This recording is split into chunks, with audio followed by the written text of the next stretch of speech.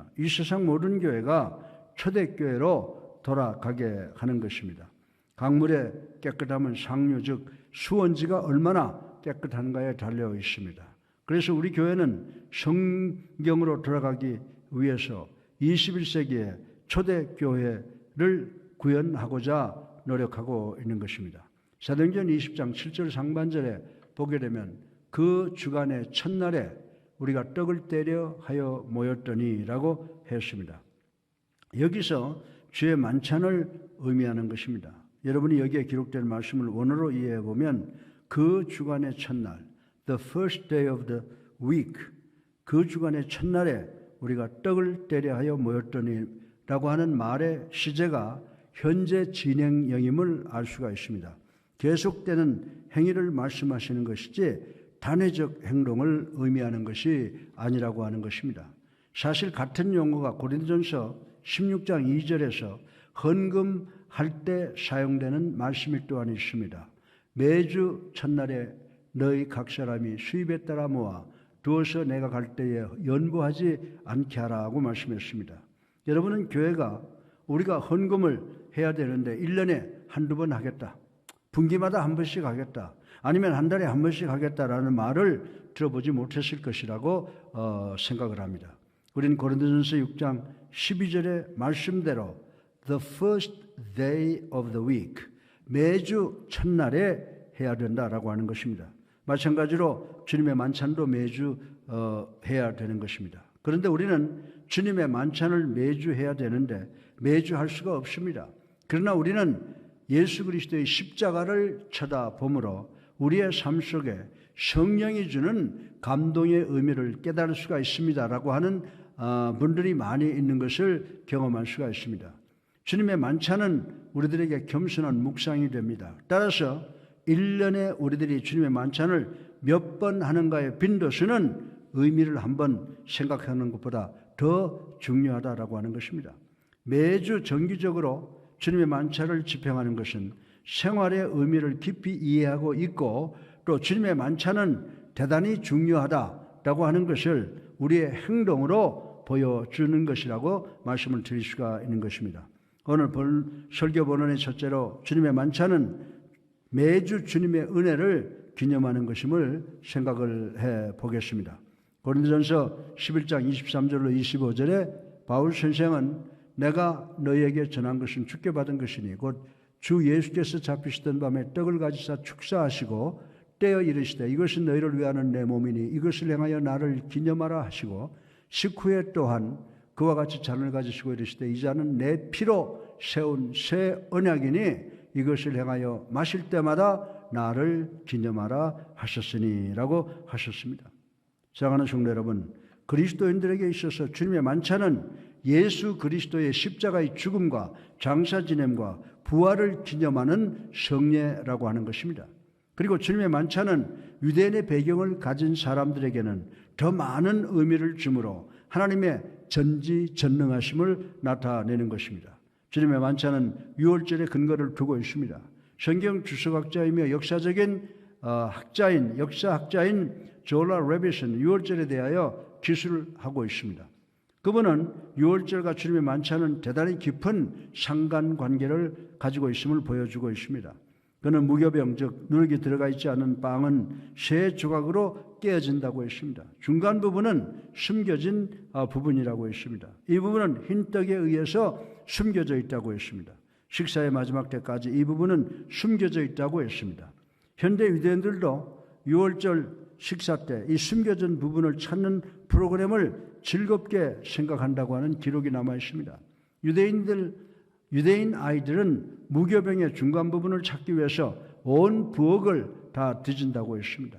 그런데 어머니가 식사가 끝날 때쯤 되면 이 중간 부분을 가지고 오게 됩니다. 그리고 기도하고 함께 나누어 먹습니다. 졸라 레빗은 숨겨진 부분은 예수 그리스도를 상징한다고 했습니다. 이 부분은 삼위일체의 중간 즉 성부와 성령 사이 중간에 계시는 성자시라는 것입니다. 예수님은 3일간 무덤에 숨겨져 계셨습니다. 예수님은 부활하시기 전까지 흰옷으로 둘러싸여져 있었습니다. 그리고 예수님의 부활 후에 잔치가 벌어졌습니다. 졸라 레빗은 그 중간 부분은 주님의 만찬 예식에서 예수 그리스도께서 일어나신 것이라고 지적을 하고 있습니다. 이 부분이 유월절의 부분입니다. 유월절의 무교병 부분입니다. 여러분이 주님의 만찬에 대해서 배우면서 어떤 사람은 떡과 포도주가 실제로 사제가 축사를 하고 나면 예수님의 살과 피로 변한다고 화채설을 배운 분이 계실 것으로 알고 있습니다. 어떤 사람들은 성경을 문자대로 믿습니다. 예수님께서 이 떡은 내 몸이다 라고 하심으로 그대로 믿는 분들이 계신다고 하는 것입니다. 그러나 성경을 자세히 보면 성경은 예수 그리스도의 죽음은 단회적 사건이라고 가르치고 있습니다. 예수님께서는 매주 돌아가시질 않습니다.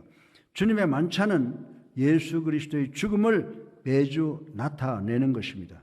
주님의 만찬은 매주 우리들의 헌신을 나타내는 것입니다. 히브리서 7장 27절 하반절에 보게 되면 저 제사장들이 먼저 자기를 위하고 다음에 백성의 죄를 위하여 날마다 제사 드리는 것 같이 할 필요가 없으니 이는 그가 단번에 자기를 드려 이루셨음이라고 말씀을 했습니다.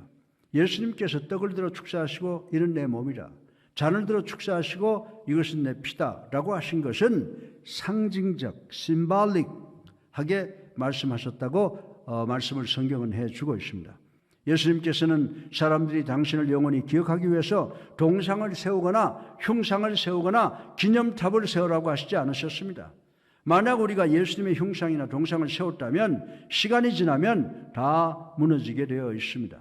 하나님께서는 예수님께서 기억될 수 있는 여인을 만드셨으며 이 여인은 2000년이 지속되고 시험 시간을 지났습니다. 그리고 예수 그리스도는 계속해서 이 세상에 인간들의 마음을 통해서 역사를 통해서 공간과 시간 속에 남아 계신다라고 하는 것을 우리는 알 수가 있는 것입니다. 하나님께서는 이 모든 사실을 눈으로 보고 기억할 수 있게 만드셨지만은 우리가 자주 망각한다는 것입니다. 그리고 우리는 감사하지 못합니다. 그래서 예수님께서 사람들로 하여금 예수님을 기억하기 위해서 물리적인 흔적으로 떡과 잔을 주신 것입니다.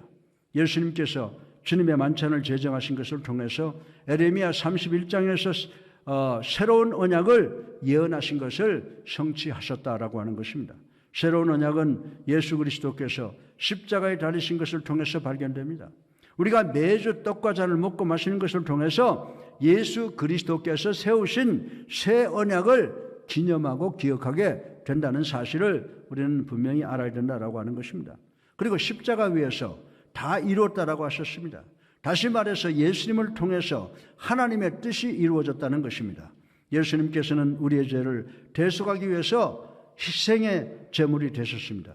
우리가 떡과 잔을 먹고 마실 때마다 우리는 예수님을 뵙게 된다고 하는 것입니다.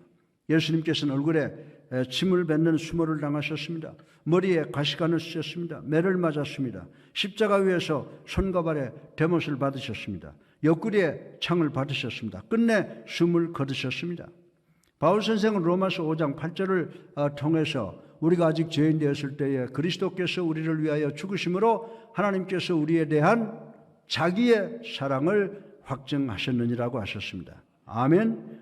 따라서 주님의 만찬은 매주 예수님을 십자가의 대속의 죽음을 기념하는 것만이 아니라 우리에 대한 하나님의 사랑을 매주 선언하는 것이 된다는 것을 우리는 알아야 된다라고 하는 것입니다. 고린도전서 11장 26절에 보면요, 너희가 이 떡을 먹으며 이 잔을 마실 때마다 주의 죽으심을 그가 오실 때까지 전하는 것이니라 라고 했습니다. 사랑하는 성도 여러분, 주님의 만찬은 선교적 도구입니다. 우리는 예수 그리스도의 죽음과 장사 지냄과 부활을 눈으로 보고 이 사실을 예수 그리스도의 재림 때까지 선언하는 것입니다. 그래서 주님의 만찬이 세계 도처에 세상 끝까지 선포가 되는 것입니다. 그래서 우리는 나는 예수 그리스도 어린 양의 보혈 밑에 있습니다. 나는 우리 원수로부터 구원받고 안전합니다라고 노래할 수가 있는 것입니다. 리카 메이너라고 하는 목사는 주님의 만찬의 중요성을 이렇게 강조한 적이 있습니다. 이분은 내가 떡을 먹을 때마다 나는 머리를 숙인다. 내가 머리를 숙일 때마다 예수 그리스도의 십자가의 죽음과 장사 지냄을 기억하게 하신다. 그리고 내가 잔을 마실 때는 고개를 들고 내 눈 위를 보게 된다. 그러면 예수님께서 죽음에서 일어나신 것을 기억하게 된다. 예수님께서는 언젠가 나를 위해서 다시 오실 것을 기억한다 라고 설명을 했습니다. 사랑하는 성도 여러분, 우리는 주님의 만찬을 통해서 주님의 죽으심과 장사 지냄과 부활을 전해야 되는 줄로 믿으시기 바랍니다. 주님의 만찬 때는 우리 자녀들에게 예수 그리스도에 관해서 가르치기 대단히 좋은 시간이라고 저는 말씀을 드릴 수가 있습니다. 예배를 끝내고 여러분들이 집으로 돌아갈 때 여러분의 자녀들은 왜 어른들은 조그만 떡을 먹고 잔을 마셔? 라고 물을 것입니다. 이 시간은 예수님께서 우리 아이들을 위해서 하신 일이 무엇인가를 가르치기에 가장 적절한 시간이라고 말씀을 드릴 수가 있습니다.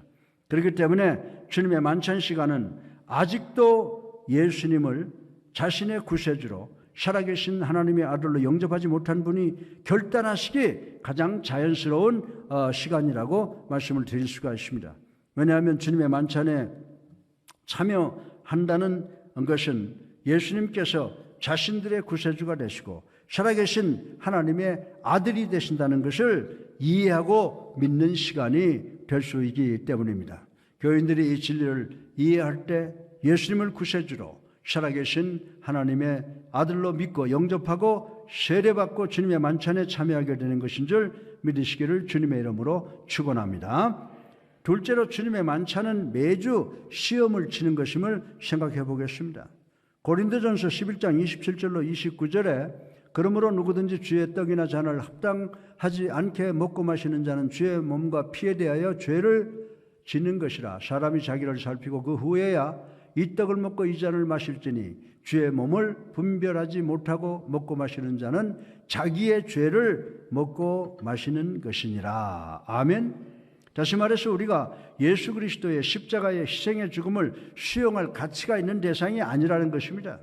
그러나 우리는 예수 그리스도의 십자가의 죽음과 장사지름과 부활을 상징하는 주의 만찬만큼은 거룩하게 떨리는 마음과 태도를 취하라는 명령을 받고 있는 것입니다. 다시 말해서 우리가 주님의 만찬을 대하는 태도가 바로 우리 주님을 존귀하게 높이고 주님께 영광을 돌린다는 것입니다. 주님의 만찬을 먹는 우리의 태도는 우리 마음에 나타내고 전하는 것입니다. 오 주님, 저는 죄인입니다. 하나님께서 저를 잘 아십니다. 사람들은 제 위선에 의해서 제게 속을 수 있으나 하나님 당신은 제가 얼마나 더러운 죄인인가를 아십니다. 주님, 저의 죄를 용서하여 주시옵소서, 제가 변화되게 도와 주시옵소서라고 기도해야 되는 줄로 믿으시기 바랍니다. 마태복음 17장에 나타난 십자가 사건을 여러분들 한번 읽어보시길 바랍니다.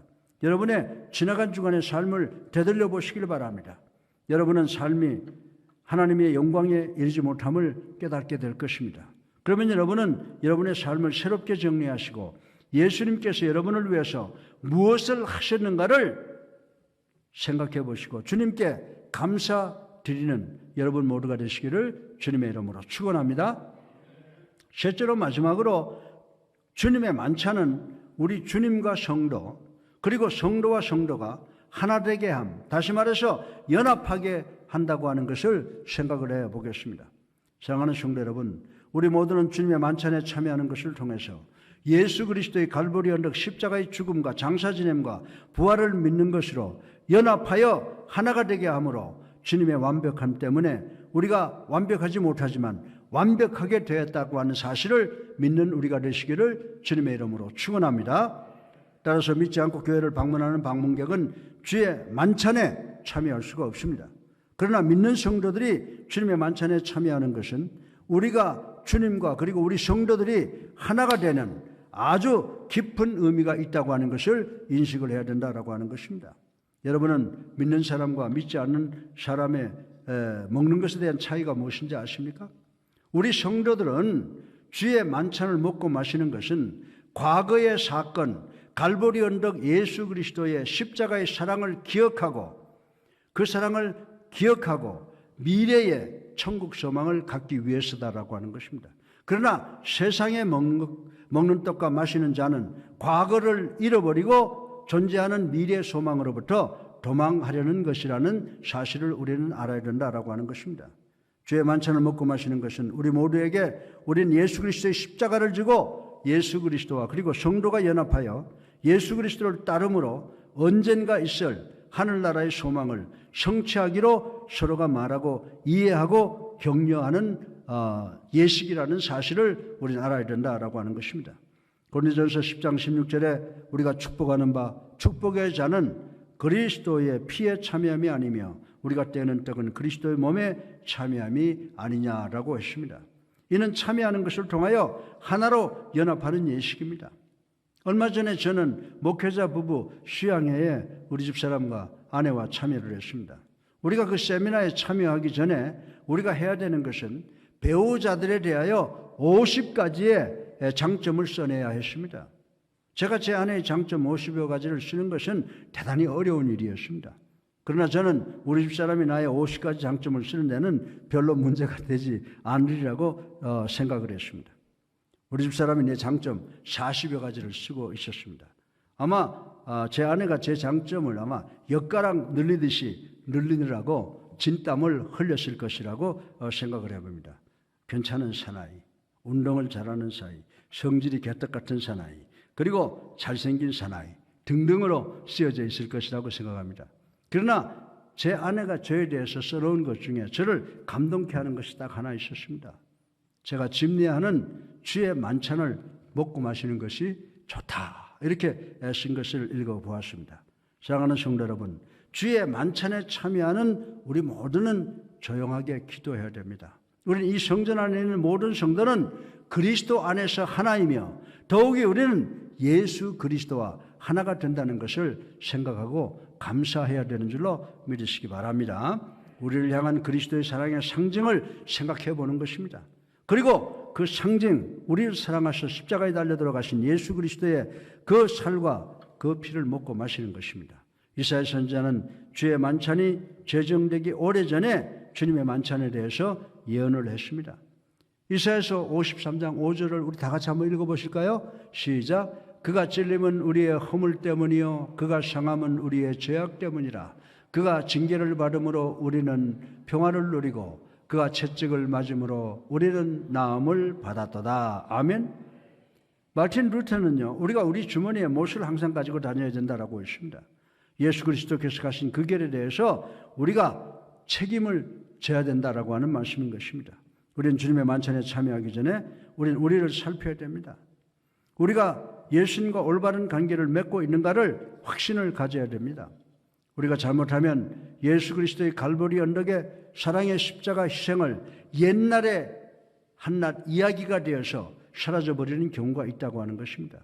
누가복음 23장 26절 33절의 말씀을 우리말로 한번 생각을 해보겠습니다. 어느 유대인 남자가 자신의 고향인 구레네로 돌아가고 있었습니다. 그날 저녁에 친구 집에 머물었습니다. 그리고 아침에 예루살렘 길을 걷게 되었습니다.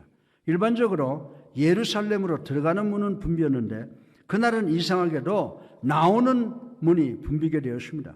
그는 대단한 호기심을 가졌습니다. 그래서 지나가는 사람을 붙잡고 물었습니다. 이 사람은 오늘은 세 사람의 사형 집행이 있는 날이요. 그래서 우리 모두는 십자가형을 보기 위해서 갈보리 사형장으로 나가고 있습니다. 라고 했습니다. 이 말을 들은 사나이는 나도 사형 집행을 본 적이 없으니 세 사람의 사형 집행을 보기 원한다. 두 명은 흉악한 강도범이고 한 사람은 죄 없이 핍박을 당하는 것이라고 하는 말을 들었는데 그거 대단히 흥미있는 일이다라고 생각을 했습니다. 그 순간 나는 그 무거운 십자가를 지고 가는 이 사람을 보았는데 어떻게 지탱을 할 수 있을까를 생각했습니다. 그의 몸은 채찍에 맞아서 갈기각이 찢어져 선혈이 낭자합니다. 어떻게 저런데도 살 수 있을까를 생각했습니다. 그 사형수의 모습은 사람이라기보다 동물과 같았으나 이 사형수의 눈에는 두 가지의 동정과 결단의 빛이 있음을 보았습니다. 그러나 나는 세상에서 그런 결단을 보지 못했습니다. 그 사형수는 십자가를 지고 가면서 계속해서 넘어지고 또 넘어지고 했습니다. 더 이상 갈 수가 없을 것 같았습니다. 그러나 나는 그 사형수가 끝까지 십자가를 지고 가겠다는 결단의 빛을 보았습니다. 왜냐하면 그 사람은 계속해서 그 무거운 십자가를 지고 갈보리 산 꼭대기를 향해서 올라가고 있었기 때문입니다. 그러나 그 사형수는 더 이상 한 발자국도 떼놓을 수가 없었습니다. 그런데 갑자기 로마 군병이 너라고 하는 소리를 들었습니다. 그리고 십자가를 져라고 하는데 나보고 하는 말인지 몰랐습니다. 그러나 로마 군인이 가리키는 사람은 바로 나였습니다. 나는 죄수가 이렇게 없냐고 생각하며 욕과 저주를 하면서 십자가를 어깨에 메었습니다. 내 등은 사형수의 등처럼 끼어지지 않았습니다. 그러나 내 등 위에 지어져 있는 십자가는 내가 발자국을 뛸 때마다 살을 찌르는 듯한 고통이었습니다. 그런데 이상한 것은 이분은 자기를 십자가에서 사형시키는 대중에게 원망과 미움은 찾아볼 수가 없고 대단히 냉정함을 보았습니다. 이분은 단지 나에게 당신이 이런 일에 관련된 것을 미안하게 생각합니다. 한마디만 하셨습니다.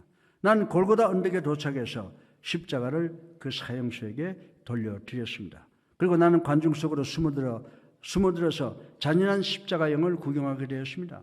로마 군병들은 가시관을 만들어서 그분의 머리에 씌우시고 날카로운 못으로 그분의 손과 발에 깊이 박았습니다. 그리고 십자가를 세웠습니다. 그리고 하늘과 땅 아래 버려진 신세가 되었습니다. 그때 나는 혹시 이분이 예수라고 하는 사람이 아닌가라고 하는 생각을 했습니다. 이분이 성교의 눈을 뜨게 하고 안진뱅이를 일으키시고 보리떡 5덩이와 고기 2마리로 5,000명을 먹이시고 죽은 자를 살리셨다는 예수님인가? 이 사람이 갈릴리에서 온 기적을 베푼 그 나사렛 예수인가? 라고 생각을 했다고 했습니다. 그런데 주변 사람들이 유대인의 왕이여 남은 구원하면서 자기 자신을 구원하지 못하는 것이라고 조롱하기 시작을 했습니다. 그때 나는 무심코 예수님 당신은 다른 사람을 구원하지 않으셨습니까? 그 십자가로부터 내려오세요 라고 소리 질렀습니다. 무리들은 십자가에 달리신 예수님에 대해서 모든 욕설을 퍼붓고 있었습니다. 기적을 만들어 봐라. 우리에게 축복을 부어주어라 예수야 라고 소리를 질렀습니다. 그때 저는 나 자신도 모르게 진심으로 또 예수님 말씀하세요. 하늘로부터 하나님의 천군 전사를 불러서 원수들을 박살을 내세요. 예수님 당신을 위해서 아니라고 하세요. 말씀하세요. 라고 소리를 질렀습니다. 그러나 나는 그로부터 놀라운 소리를 들었습니다. 내가 수백 년을 산다 해도 예수님께서 십자가 위에서 하나님께 하신 말씀을 잊을 수가 없습니다.